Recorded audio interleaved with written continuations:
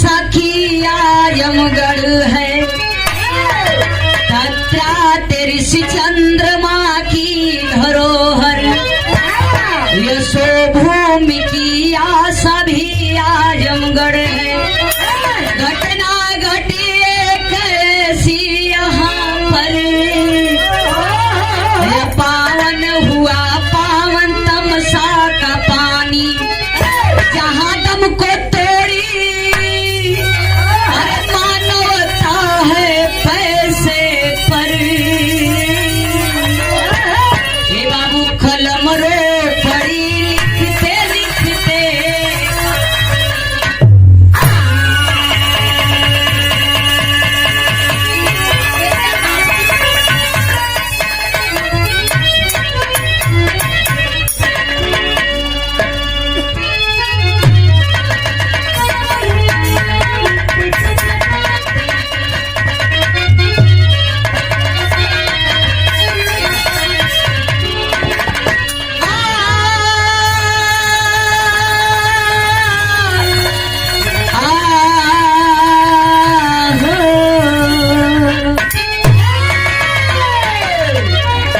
बेइरादा नजरी मिल गई तो, बेइरादा नजरी मिल गई तो, मुझसे दिल वो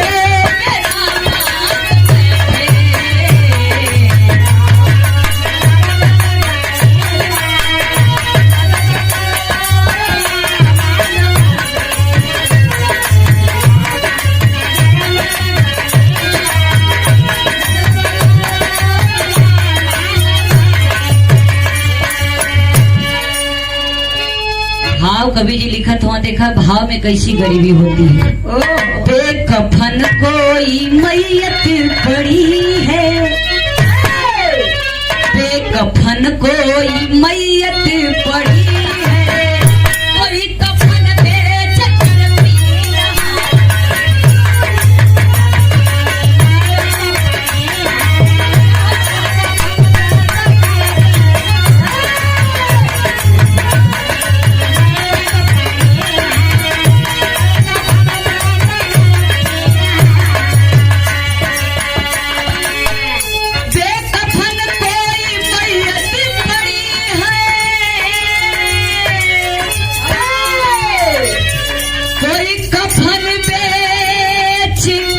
पी रहा।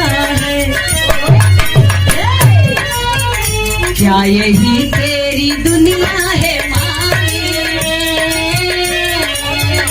क्या यही तेरी दुनिया है माए, लाश पर कोई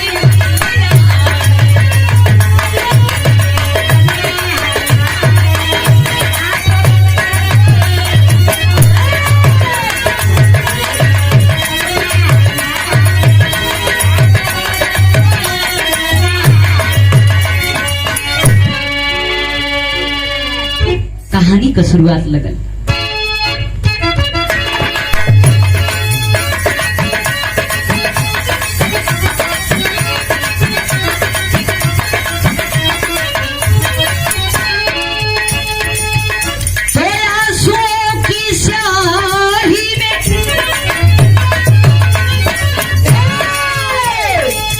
कलम को डुबो करके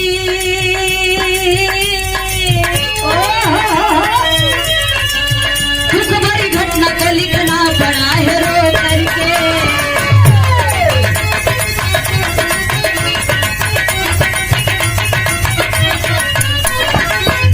शेखपुर गाँव आजमगढ़ सिधारी थाना है, घटना कांड से गम में डूबा जमाना है।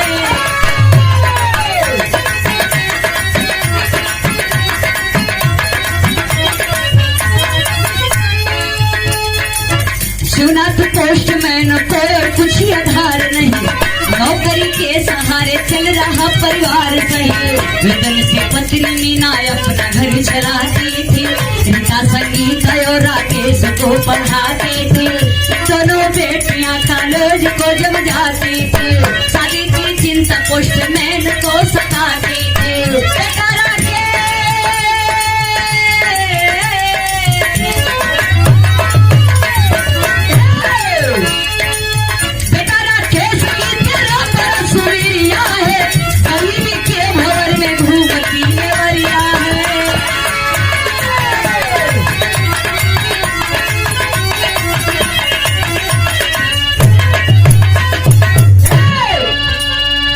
गरीबी का दौर था।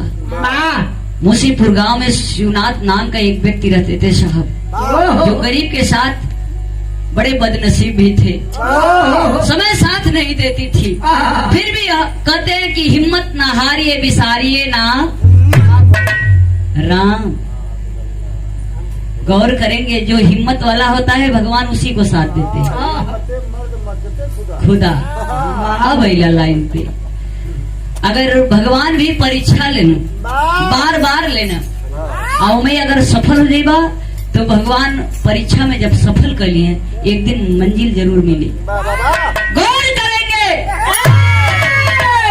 बाबूजी छोटी सी नौकरी आजमगढ़ के सिटी में करत हूँ पोस्ट मैनी का, और पोस्ट मैनी को नौकरी करत हूँ ये बाबूजी। गौर करेंगे साहब, जौने समय दो बेटी जेकर नाम रीता संगीता बताया गया, 13 वर्ष का लड़का राकेश, दो बेटी कॉलेज कर रहे हैं बेटा 13 वर्ष का, वो भी 8 में पढ़ रहा है।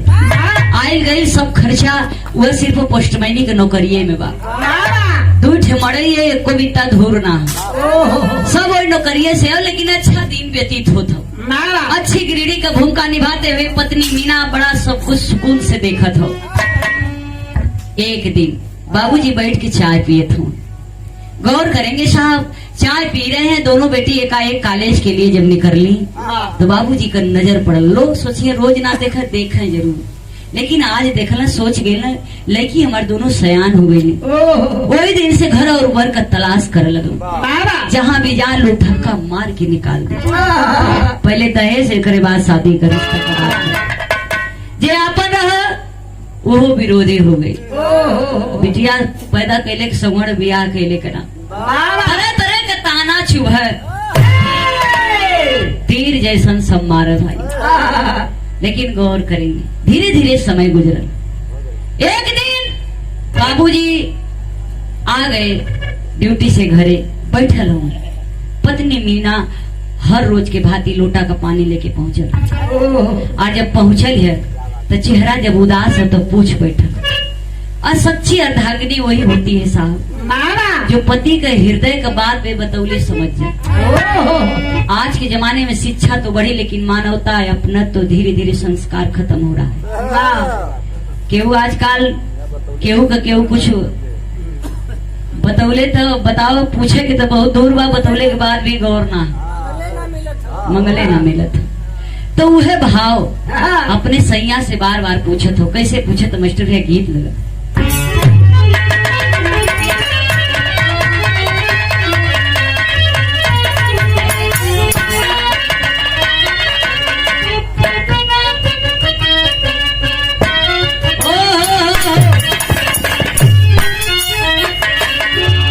वह गीत हो, अरे पिया परदेस गईला, पिया परदेस गईला, तार लागे टोपिया में।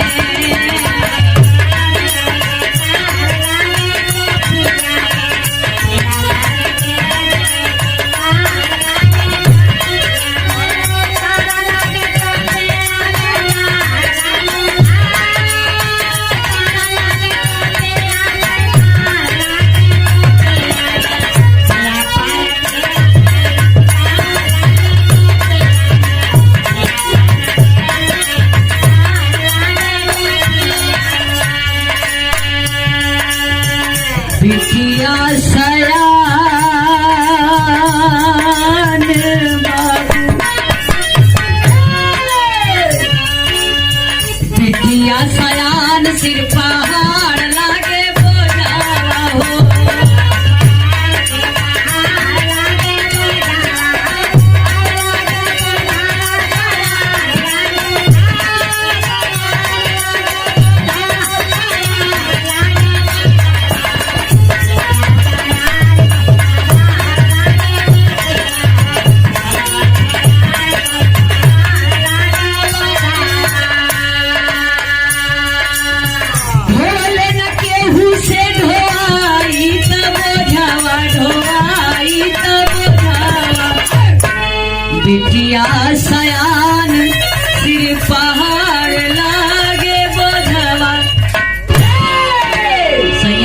चेहरवा उदास मलिन है, कोनो बात हो का?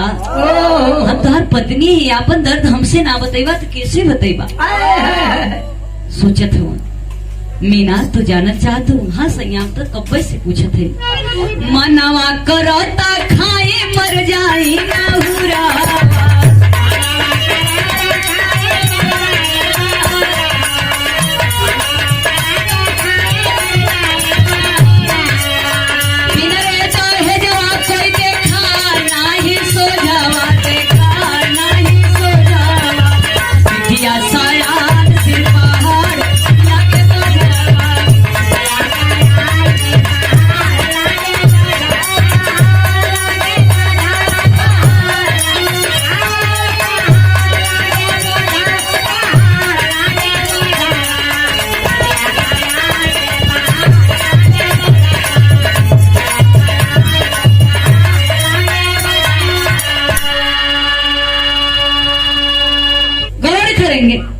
बाबूजी बतावत हो कि मीना हम एक खातिर ना उदास हैला, लगत हो बाप वाला फर्ज निभा ना पाओ थी। जहाँ भी जाती लोग धक्का मार के निकाल देते हो, कहाँ जाई केकरा लगे जाई। कर चिंता कैले की जरूरत ना है सैया, भगवान अगर बिटिया दिले में लक्ष्मी का अवतार है देले हो तो सदिया वही करी है। हमारे का सिर्फ कर्म करे के हो, परेशान न हो खा। एक न एक दिन केहू के बेटी कुंवारी ना रहली, लेकिन यहाँ बाबू को चिंता बढ़त जात हो। सजला के बेला दोनों बेटिया लालटेन धरा के एक मड़ैया में पढ़त रही हो। ओ बेटवा 13 वर्ष कभी जौन 8 में पढ़त रह, वो भी संगवे रह। जब माई बाबू का बात दोनों बेटिया भाई सुनलस तो सोच गई। बिटिया कहती कि बारे विधाता आज काश माई बाबू के कोखी में बेटा पैदा कैले होता, इतना कष्ट नहीं होत माई बाबू के। सुबेरे का बेला भइल, गाले पहाड़ दे के शिवनाथ बैठे में कुल्ला तत्व नहीं करत हूँ। बाबूजी गौर करेंगे, वह 13 वर्ष का बेटा बाबू के लगे पहुँचल। बाबू तू चिंता करत हो, ये बेटा को उन्हें दिन रात खातिर हो। अरे हम कमाई जमाना ताना मारत हो ना, एक दिन देखी तो हर बेटा इतना धूमधाम से दीदी का शादी करी। ऐसे कहला गीत लगन मास्टर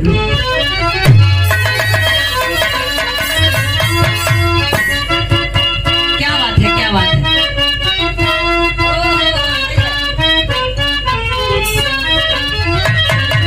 वह गीत है रे पनिया भरन गई, पनिया भरन गई, पनिया भरन गई, पन घट रे मोरा कल्लू सरक गया। आय हाय रे मोरा कल्लू।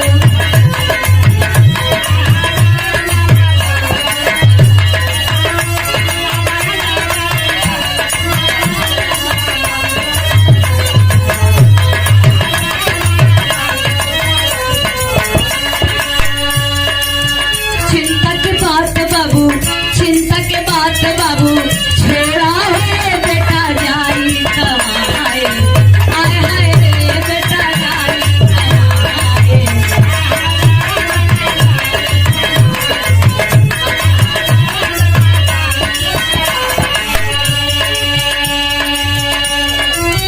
माई बाबू समझावेला,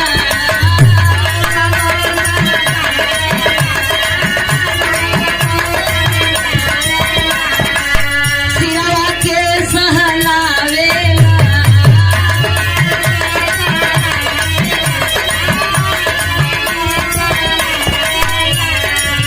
गिर पढ़ैया से लाल मुहा मोरा है बेटा जाई कमाए। आय हाय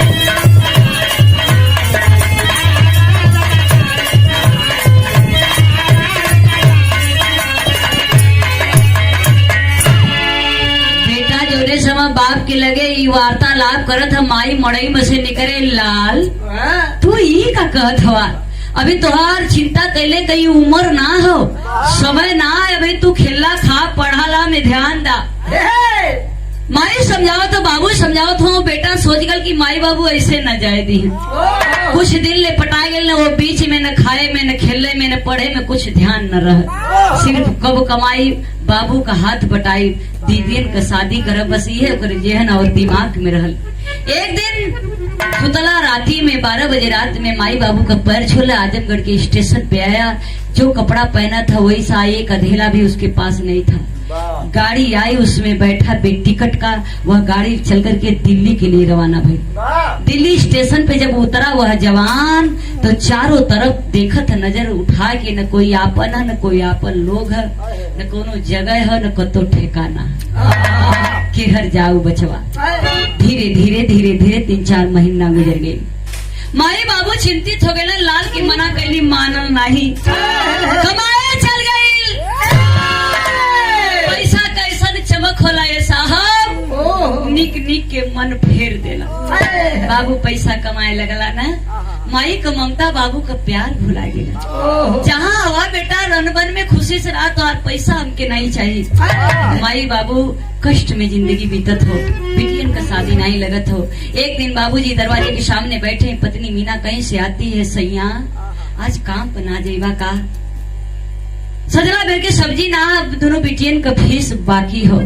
बारे गरीबी, फटहा गमछा, टूटही साइकिल लेके वह शिवनाथ गरीब निकलता है साहब आजमगढ़ के मेन रोड पे। वो भगवान के कोसत आंख से आंसू चलत। वो समय का भाव कभी नहीं लिखा।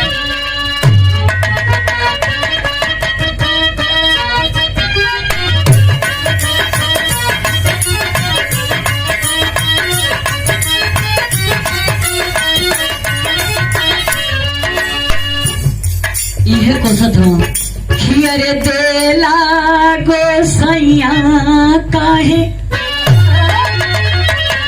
बिटियन गरीबवन के, बिटिया गरीबवन के, बूझत तारतिया कोई ना बाया,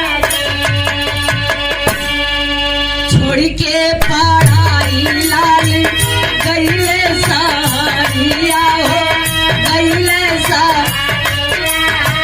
होई है ठोकरवा के खाया। अरे साइकिल से शिवनाथ जाता रहले, शिवनाथ रोडवे जा पासा गइला।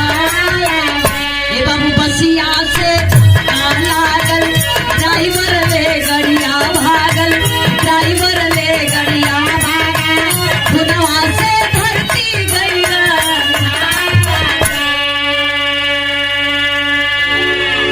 सारी चिंता समाप्त हो गई।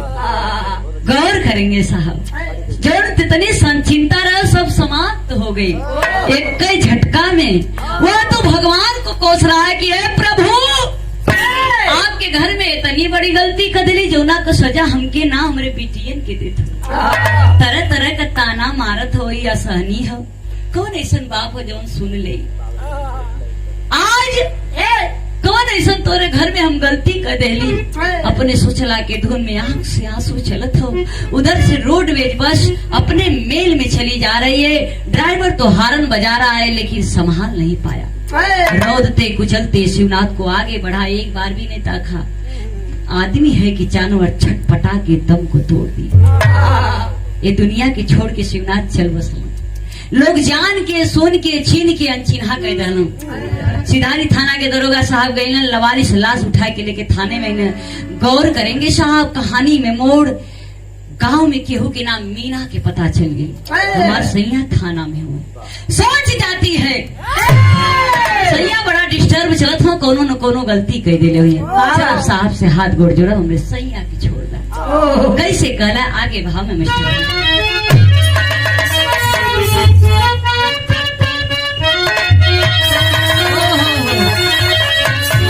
अरे बाबू दरोगा जी,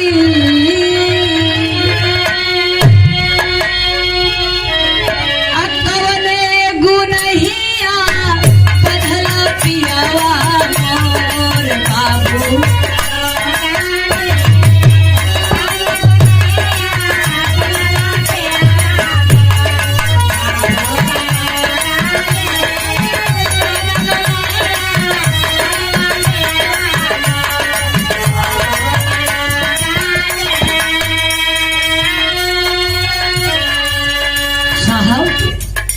हमार सैया का भल कौन गलती करना, काहे बेहोश हो, काहे लेटन हो, का बात हो।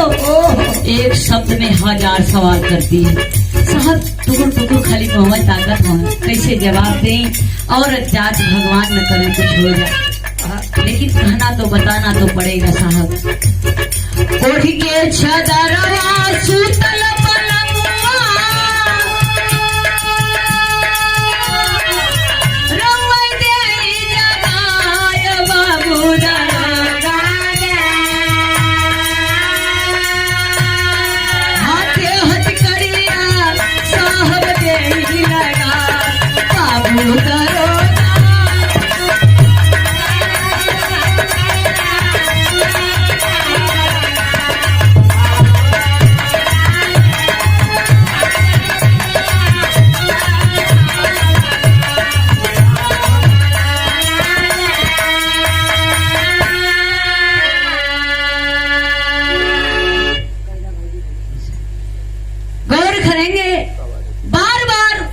मीना रिक्वेस्ट करे, साहब हमार सैया काहे सुतल हो, का बात हो, आप इजाजत दे, हम जानत ही कोनो न कोनो गलती कर ले साहब, छोड़ दी साहब, आप ना जानत हो कोने हालत में हो, छोड़ दी, हम लिवा के जाए डॉक्टर के पास ले जाए। साहब यहाँ सुतला से का हुई, अगर ये गलती करे ओकर सजा हम भुगतब, हमरे हाथ में हथकड़ी लगा दिया।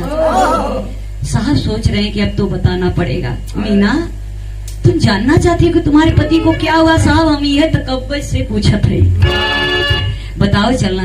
लोग बताओ ना, प्रशासन का दिल बड़ा कठोर होला, साहब का दिल भी पिघल गल, मोम बन गल। कहत हो कैसे कहना मास्टर जी।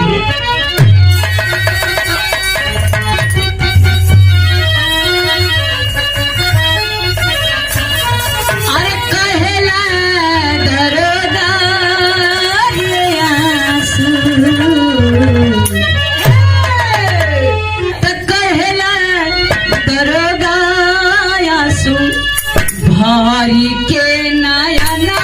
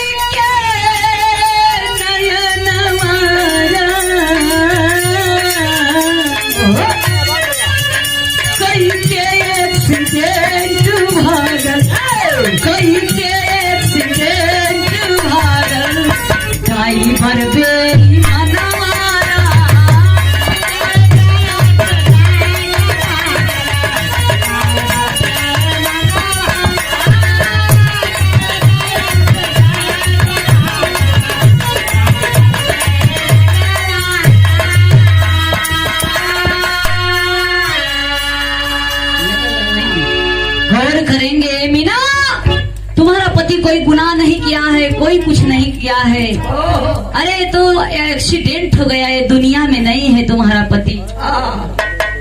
गौर करेंगे, बता रहे हैं साहब कि लवारिस लाश जान करके मैं उठा कर लाया। खड़ी खड़ी मीना सोच रही है कि जो 2 वक्त की रोटी कमाने वाला इस दुनिया में नहीं रहा, कि करे सहारे हम रहो, हम अपने बचवन के पालक। गौर करिया, समय बतावत हो, साहब कहला कि जानत हो काहे बदे तोहार सैया के हम लेके आई राह ले लावा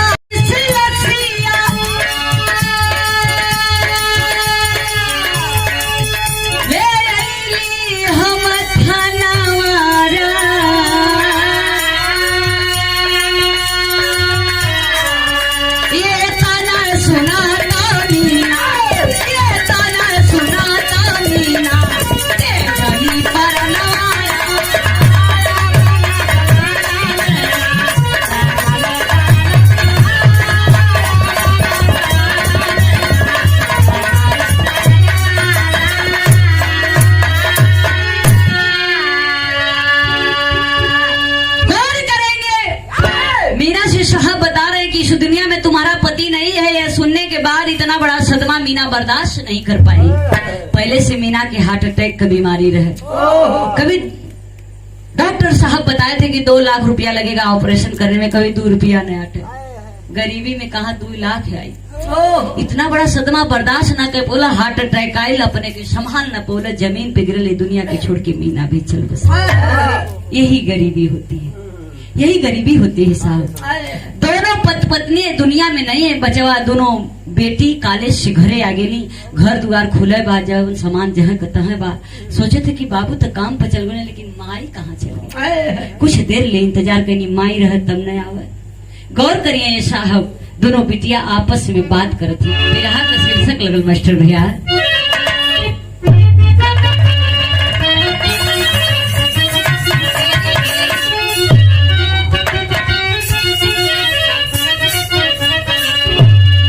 अरे मानवता सिर छुपा करी रो पड़ी, अरे मानवता सिर छुपा करी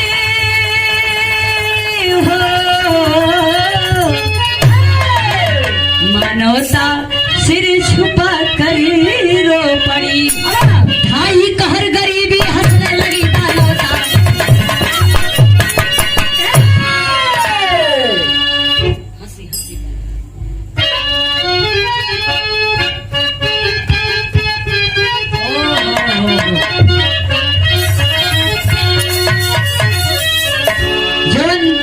विदेशिया भिखारी ठाकुर बिहार का गा गई ना, कोई कहना बोले अपने अपने अंदाज में तन तनी सब मारेला। कैसे कि अरे हंसी हंसी पनावा खियवलई बेईमाना, अपने बसेला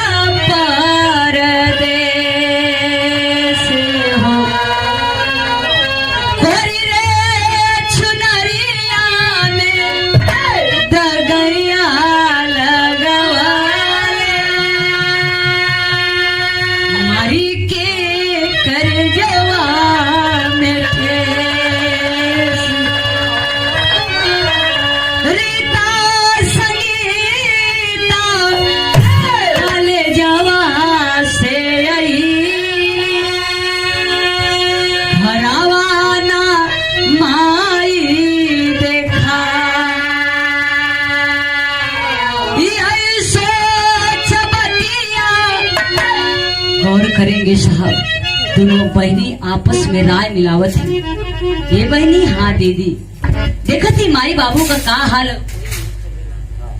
अरे दोनों बहनिया सोचली है बतिया, अखिया से हंसुआ बहा, तो हमनी के खातिर बाबू भइले भिखरिया, बिरना भी गइली बापरा। यही सोच बतिया घरवा में गई, यही सोच बतिया घरवा में मरी गइली फसरी।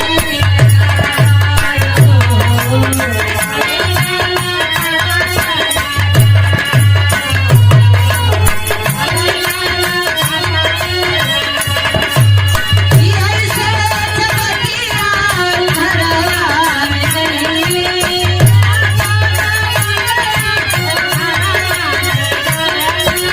मरी गइली फसरी।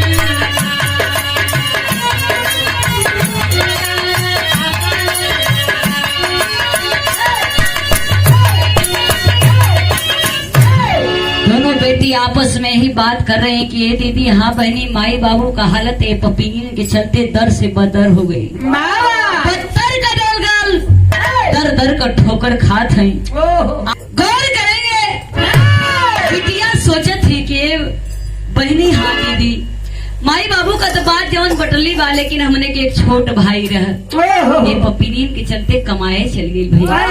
आज ले कोनो आता पता नहीं है भैया कौने हालत में कहाँ हो।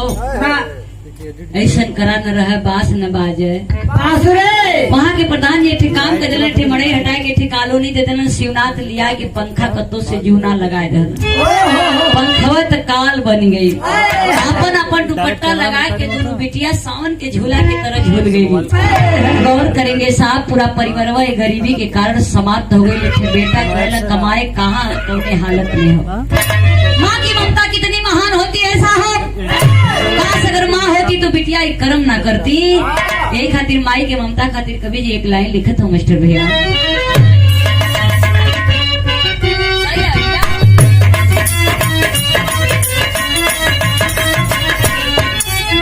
अमृत के धार के हूँ के तनो पियाई गो माई पिया।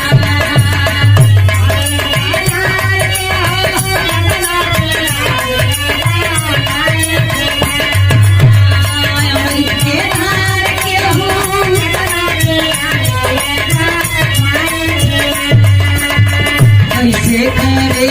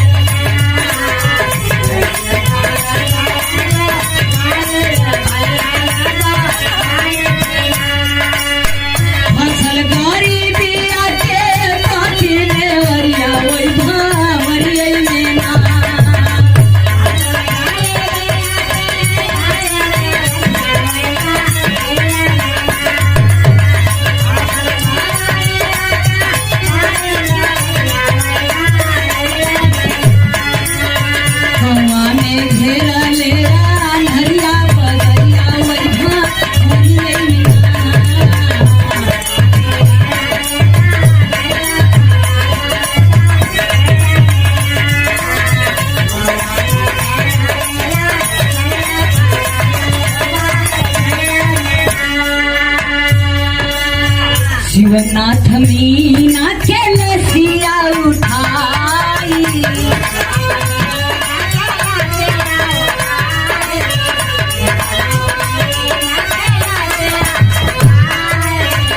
से पूरे गाँव वाले आई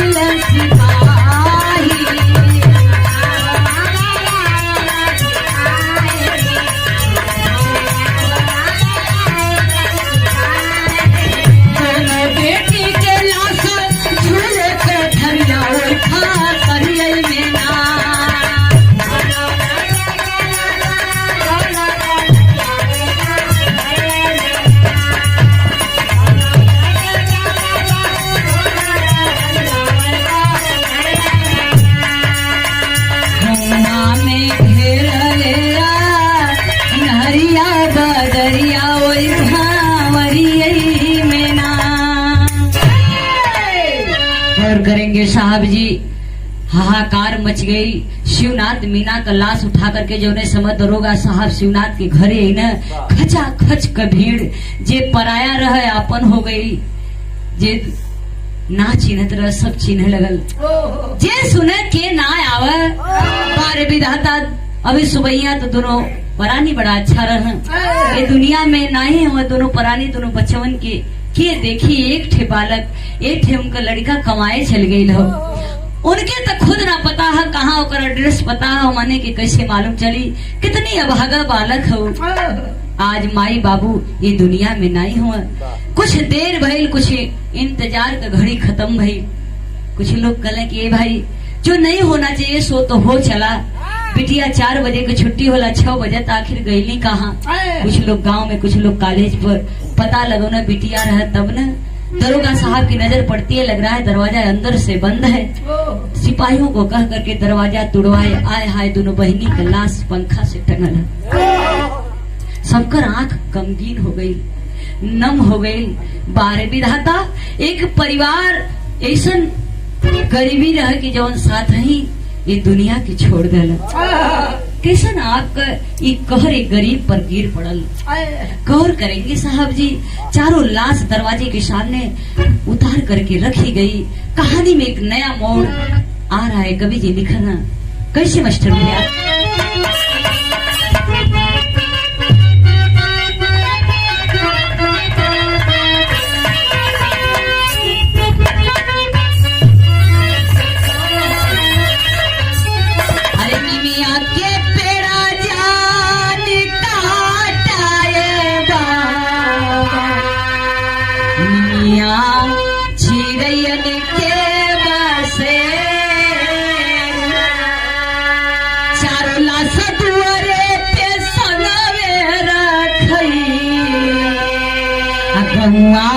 समसनावा जाना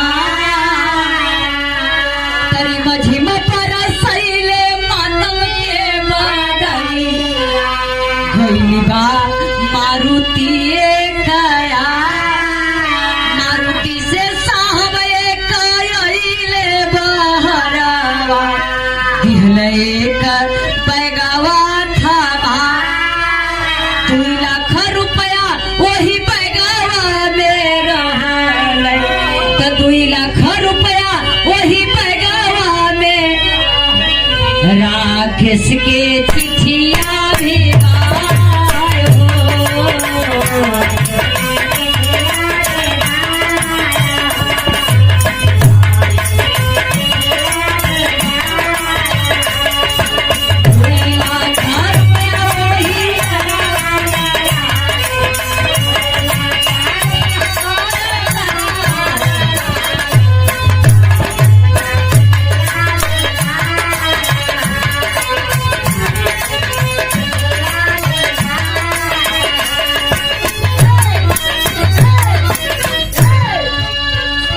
एक दरवाजे पर चीरती हुई गाड़ी आकर के खड़ी हो जाती है। लोग सोचते हो कि राकेश आ गेल का। सबके इरादा पर पानी फेरते हुए एक साहब निकले। पूछ रहे हैं शिवनाथ का घर कौन सा? कोई नहीं बोला। फिर पूछे कौन सा है शिवनाथ का घर? दरोगा साहब 2 डग आगे गए ना, साहब यही तो है शिवनाथ पत्नी मीना दोनों बहनी का लाश। साहब कुछ नहीं बोले। एक बैग निकाले और दरोगा साहब के हाथ में रखते हैं, मारुति में बैठ के रवाना हो गए। सबकर नजर वो बैग को रहे आखिरकार हो का। दरोगा साहब खोलना 2 लाख रुपया एक शिवनाथ के नाम पत्र बेटा राकेश लिखले है। पत्र की पढ़त वो सबकर नजर पत्र की ओर। आखिरकार वह बेटवा अभागा बेटा अपने बाबू को क्या लिखा है, कैसे पढ़त हूँ? आगे भाव में कवि जी लिखत हूँ।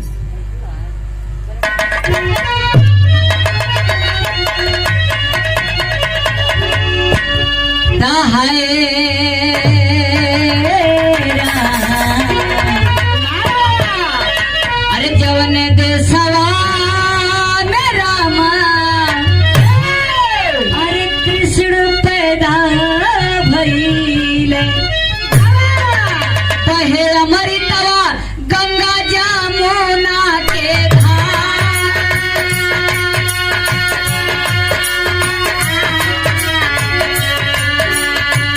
प्रेम कर बदरवा जहवा परसरा सधरवा साहब आजमगढ़ के माही मागावले सना सा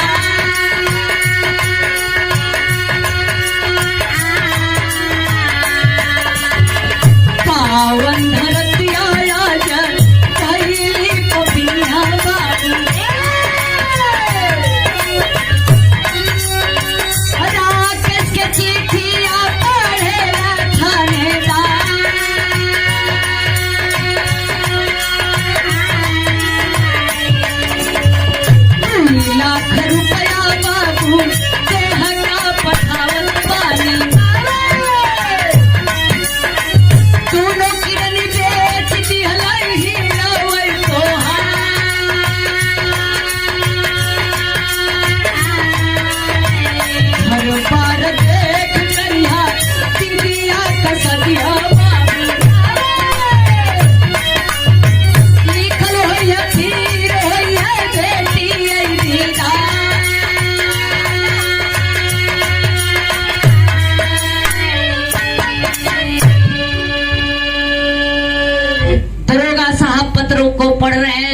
सबकी नजर वो पुष्प पत्र की ओर है।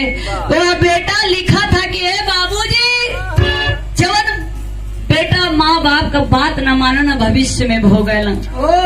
आप मना कैला, माई लाख बेर मना कैला, मनली ना कमाए चलिएली न कोनो आपन न केहू ठिकाना न कतो काम कबो तो बेखेले रोडवे पर सूत जाए। आप लोग सोचो तो बा कि बेटा पैसा कमाए लगल हमने के भुला गए। ना ये बाबू ना, वैसन दिन वैसन समय वैसन घड़ी ना रहे जो आप लोग के याद नहीं। लेकिन बेटा लाचार रहे बाबू, एक थे बिना पूछले आपसे और काम कर जाती, हो सके तब माफ कर दिया। डॉक्टर साहब से लाख बेर बिन्नत कैली तब जाके कहीं तैयार भई न। हम आपसे कहले रही, वादा कहले रही कि दीदी का शादी धूमधाम से कराई, लेकिन कौन सौहर से कैसे आई कैसे मुंह दिखाई। एक खातिर दोनों किडनी 2 लाख में बेच देली बाबू। 2 लाख पठावत ही दोनों दीदी का शादी कर दिया। भविष्य में भगवान चाहिए तो भेंट हुई, खाक भेंट हुई साहब, जेकर दोनों किडनी है ना। एक बात और बाबू, किडनी वाली बात माई से मत बताया, ना तो माई रो रो के मर जाई। आप समझदार हो, सबकी समझा बुझा लिया। बारे गरीबी, यही गरीबी होती है। सबका आंख गमगीन है साहब, सबके आंख में आंसू है। बारे विधाता, एक ही झटके में एक ही साथ एक गरीब का परिवार उजड़ गई। इतनी भारी गलती आपके घर में कर दिला। सब हाय हाय करत हो। आखिरी दाह संस्कार बदे चारों लाश उठावत हो लोग। गांव के लोग उठौना तमसा नदी के किनारे लेना, वो समय का भाव कभी जी लिखत हूँ मिस्टर भी।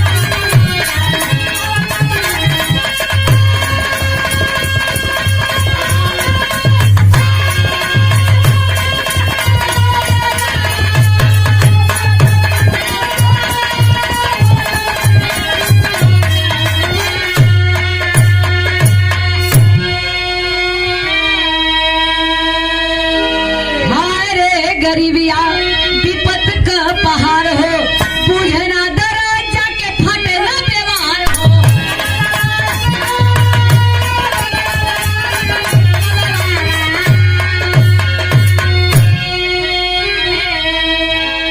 गौर करेंगे साहब, जब जिसको कभी कांटा नहीं छुपाए वह दर्द क्या जानेगा। ये बढ़िया से सोफा पर लगा के तो सब तकिया सुतत होके झिलना खटिया का हल्का है। ये बढ़िया से दाल चावल रोटी सब्जी कई प्रकार का खाद हो, उस साग रोटी का हल्का जाने। कहते हैं जाके पाँव न फटी बेवाई, सो का जाने पीर पराई। आज के जमाने में आपन दर्द अगर केहू से बता देवा तब बाटी न उचार जने से बतिया कि आपको मजाक उड़ा दे। इसीलिए रहीमन दास जी लिखना कि रहीमन निजमन कीवे था, मन ही राख हो गए, सुनी अठिलई है लोग सब बाट मिली है को। आखिरी भाव में और बिहारी गुरपतु अंबर से नीरा बहाए,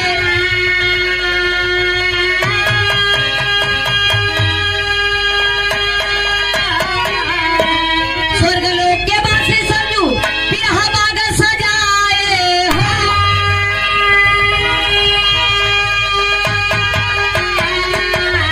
मानवता सिर छुपा कर रो पड़ी, अरे मानवता सिर छुपा कर रो पड़ी। अनुपम